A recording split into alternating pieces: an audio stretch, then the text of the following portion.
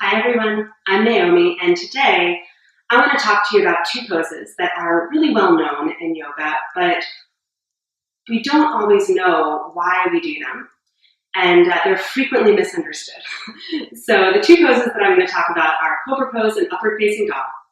And I want to share today the differences between the two of those poses so that you understand why you might do Cobra Pose, why you might do Upward Facing Dog, and why, even though they look really similar, they're actually completely different.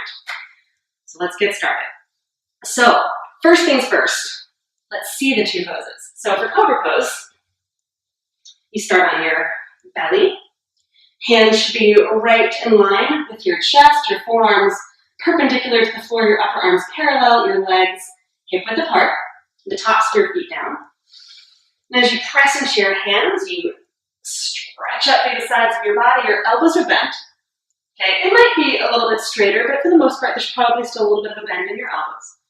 Your legs are really strong, so you gotta squeeze your legs inward and pull your chest forward and up for your back bend. Okay, so my feet are on the floor, my thighs are on the floor, my hands are on the floor, but my pelvis isn't on the floor. Okay, it might be, I might be lower down, but for the most part, it's probably not. Okay, now upward facing dog.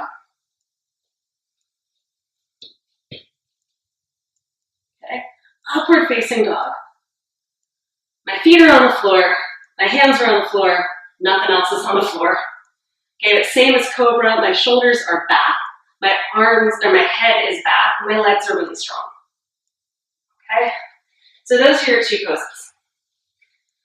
Okay, now they look a little bit different, but they also kind of look the same, right? And if you've been to a vinyasa class, you've probably heard vinyasas moving with upward facing dog after chaturanga, right? Like you move from downward facing dog to plank to chaturanga to up dog and then back to down dog. And you maybe have heard Cobra called at the beginning because Cobra is often considered to be like a baby back bend, like the precursor to upward facing dog. The thing is, that's not true.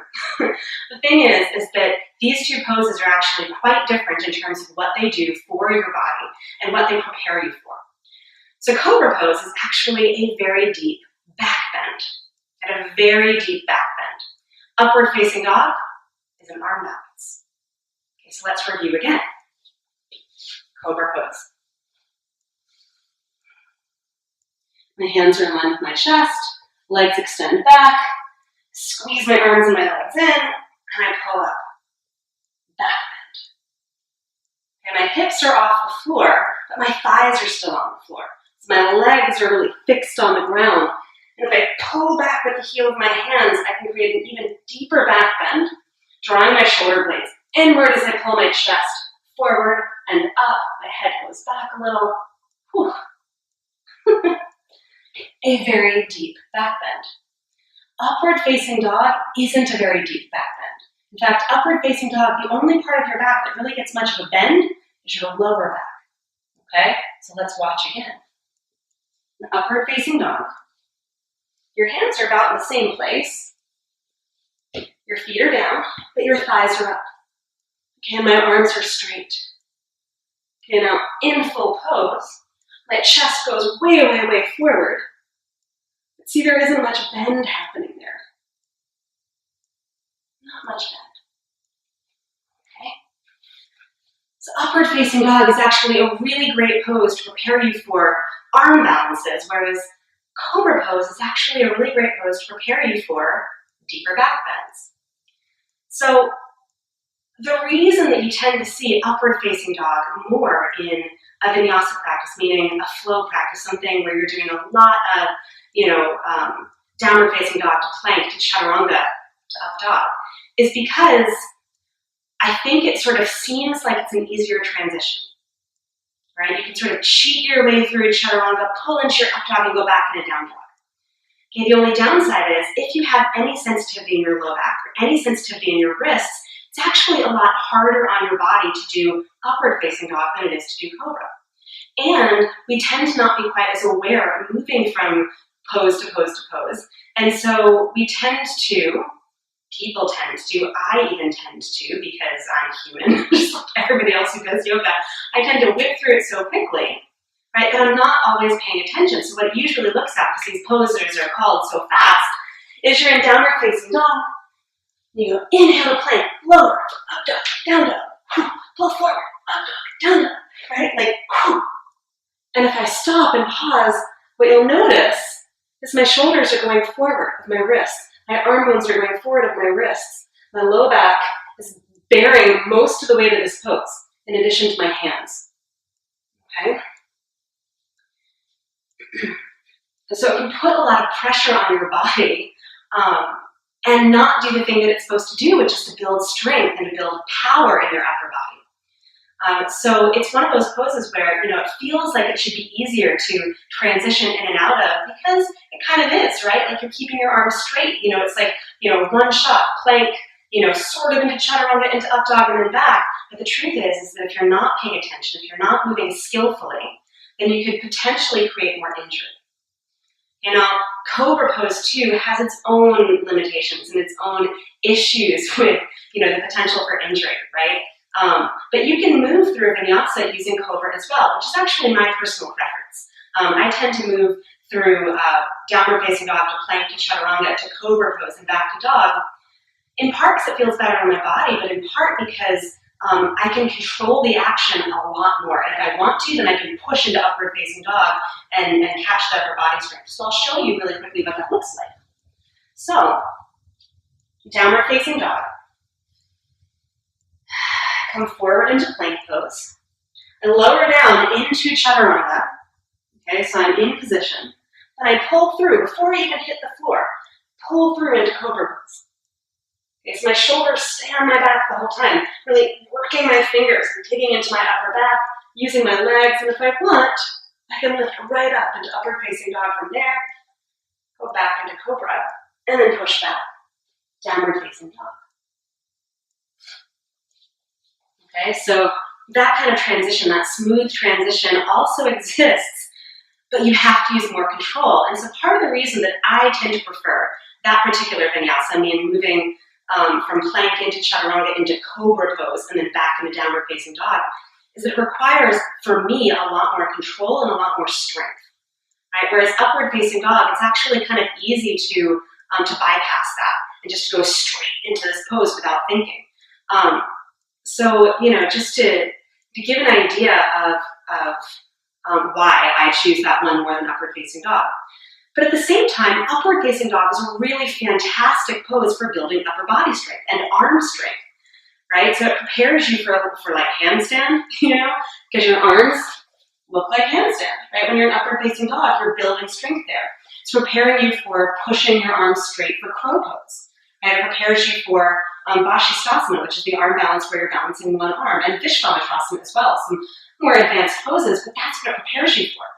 Right? It prepares you for pushing your arms straight and holding yourself up in that way. Whereas Cobra Pose prepares you so much better for deeper back bends, like wheel pose, camel pose. It prepares you for, doing back bends and inversions, if that's something that you're really into. It prepares you for more access in your upper body to bend as opposed to push. Okay, so these two poses offer two very, very, very different things. You just have to ask yourself, well, which one do I want in my practice? Okay, which one will get me where I want to go? Which one is going to benefit me? Am I doing more arm balances or am I doing more back bends? Am I doing a practice where I want to work on more control, or am I doing a practice where I want to, work on more strength? Both will get you strength, but, like upward facing dog is more of that push, right? So a couple of things that I also want to get really clear about in terms of aligning with these poses. I mentioned earlier that Cobra is often considered to be like the baby back bend to upward facing dog's deeper back bend, but again, that's not true. So oftentimes Cobra Pose is practiced like really low to the ground, right, where you're like barely off the ground, but that's a lot more work. Which is not a bad thing, but that you're not really getting the back bend there, you're just getting upper body strength, okay? So Cobra Pose, you can lift as high away from the floor as you want, as long as your thighs are still on the ground, okay? I've seen a lot of people practice it with hands away from the floor. That's not Cobra, that's a variation of locust pose or Shalabhasana, okay? When your hands are not physically in contact, pushing into your hands is part of the pose. Like pushing into your hands is what teaches you how to do a pose like wheel pose, for example, right? Because in wheel pose, you have to push into your hands to access your upper back. Okay, so a really low down cobra is fine. Being higher up is also wonderful. Okay, now for upward facing dog, okay, one of the big misalignments in this pose is to, have arms forward, hyperextending your elbows, right, and your legs not particularly engaged. Okay, so really, really important in this pose is to think about holding your body up with your arms and your legs and your core. This is a power pose, right, a strength building pose. So an upward facing dog, really important to keep the head of your arm bones back. So your upper arms are vertical, right? Your whole arm is vertical and your legs are strong. My legs are squeezing in so that I don't collapse down and feel pressure in my low back, right? I can't hold it for that long because it requires so much strength. Okay, so, things to keep in mind with both of these poses is that, you don't just want to whip in and out of either of them. You actually want to do them with a lot more intention, and a lot more awareness, and quite honestly, a lot more body intelligence. So keep in mind and remember that there are two differences between these two poses. Okay, Cobra Pose, deeper back bend, upward facing dog, arm balance. Okay, and once you have an idea of, which you want more in your practice that day, or if you're going to a class, or if you're doing an online yoga class, and you're feeling like, oof, upward facing dog is too much, and I just, I want to open through my upper back because it's feeling really tight, do Cobra instead. Listen to your body. If you're feeling like you want to give yourself a little bit more power and a little bit more push, and the teacher is saying, if you're in a class or doing an online video and the teacher's saying low Cobra and you're like, I really want to give myself more power, give yourself more power. Just know what you're doing and why. That's kind of the key thing about yoga. Know what you're doing and why. Because the more you know, the more access you have to your own awareness and your own capacity for growth and transformation. So one more time, Cobra Pose, deep back bend, okay? Upward facing dog, strong arm balance. Both poses, fantastic, wonderful poses. So hopefully this has given you a little bit more insight into these two poses that are commonly misinterpreted, misunderstood, and kind of mistaken for one another. I would love to hear your thoughts in the comments below and any insights that you have, or if this has been like a huge aha moment for you, where you're like, right, mind blown, share in the comments below. I'd love to hear from you. And if there are other poses that you want me to break down, that you sort of feel like are, misunderstood or maybe misrepresented, leave that in the comment below, and I'd be happy to share a little bit more insight into those poses for you as well. But thank you for taking the time to hang out with me today to get a little yoga education, and I look forward to being back on the mat with you again really soon. See you next time.